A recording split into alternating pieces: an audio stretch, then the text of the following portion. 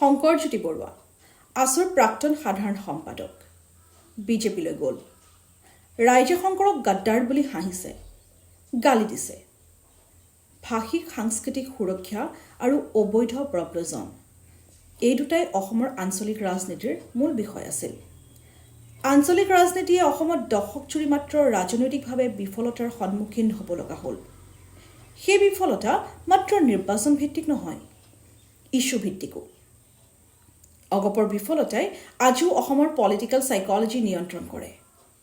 অগপৰ বিট্ৰেল আৱেগিক অসমীয়াৰ ডিএনএত আঞ্চলিক ৰাজনীতিৰ প্ৰতি যে বিশ্বাসহীনতাৰ সৃষ্টি কৰিলে, আলফাৰ বিফলতাৰ পৰৱৰ্তীকালত আছু নেতাৰ বিজেপি গমনে অসমীয়া ৰাইজক আশ্বস্ত কৰিলে যে আঞ্চলিক ৰাজনীতিৰ কোনো ভৱিষ্যত নাই।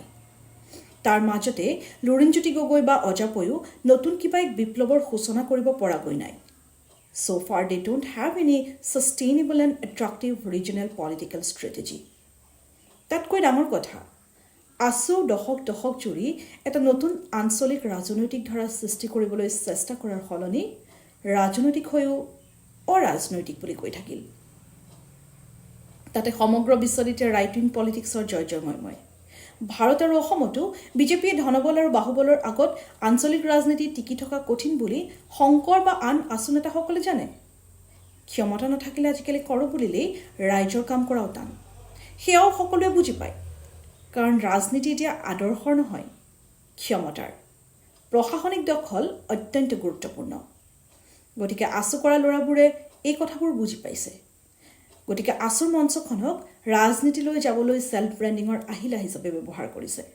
আৰু তাৰ পিছত বিজেপি কংগ্ৰেছলৈ যায়। বিজেপি কংগ্ৰেছলৈ গ'লে ৰাইজে গালি দিয়া হয়।